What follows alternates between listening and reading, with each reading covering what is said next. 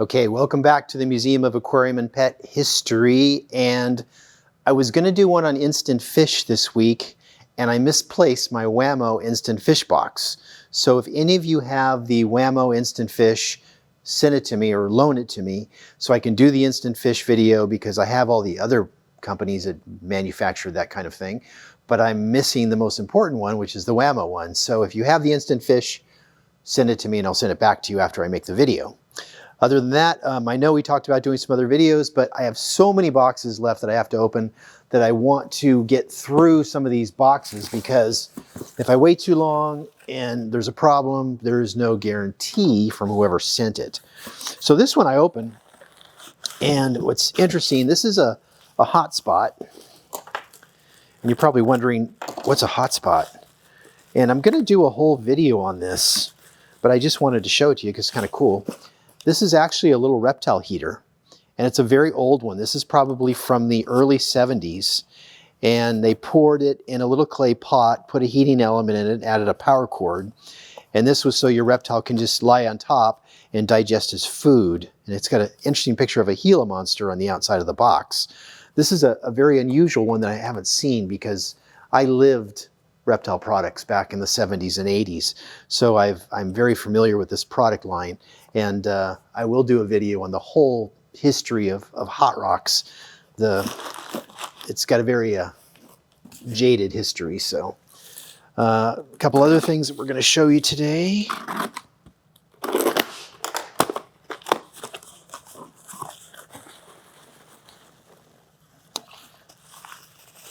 And by the way, if you haven't seen the video, speaking of Hot Rocks, on Paul Benson, that was this month in May, or last month in May, you might want to check it out. He started working for Hermosa Reptile in the 60s and wound up in the 2010 on to the current days, basically being the largest bearded dragon breeder out there, one of the 2-3 top bearded dragon breeders, breeding probably 100,000 plus a year. So it's actually a great video. Check it out if you haven't seen it.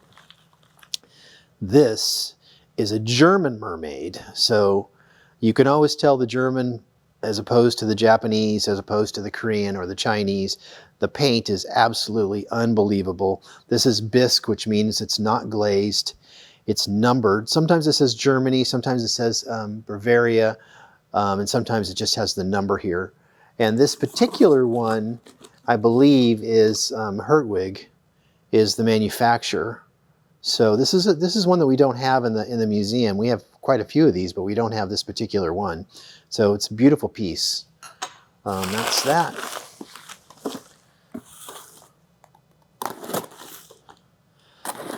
Actually, Sharon Weintraub, who is the #1 expert on bisque mermaids in the country, if not the world, she's done some writing for MOAF, and I talked her into doing one on floaters. So in the June MOAF this month, she has one on bird floaters, which is a bisque, a sealed bisque bird that actually floated in fish bowls in the 1800s.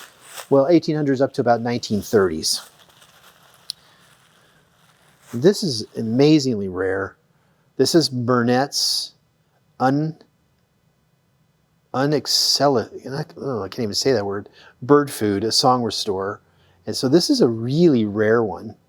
Burnett's was a huge, he had a pet shop, but he was also a big bird guy and fish guy, both, out of New Jersey. And this is a corker. So you could see the cork in it and the really wide top.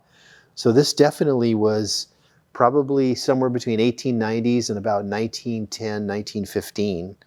So that's a very rare bird food that you just don't find out of Newark, New Jersey. And it still has some of the food in it, which is petrified, and I would not feed it to my bird. But that's Burnett's. And this was just a regular, this is a go with. A lot of times when they send you stuff like this, you get a go with, which has nothing to do with what they sent you.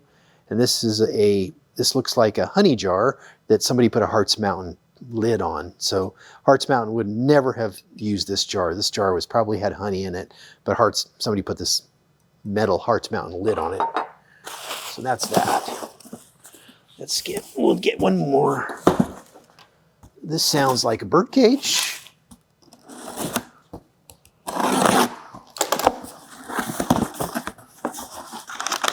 Okay.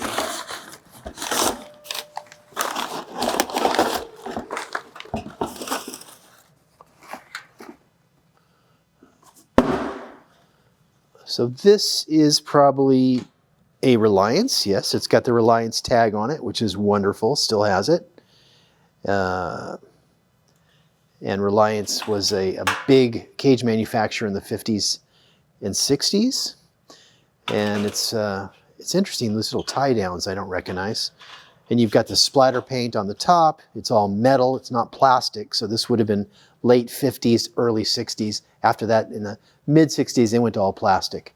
But that is a mid-century modern bird cage, metal with splatter paint in that classic turquoise color that was so popular in the 1950s.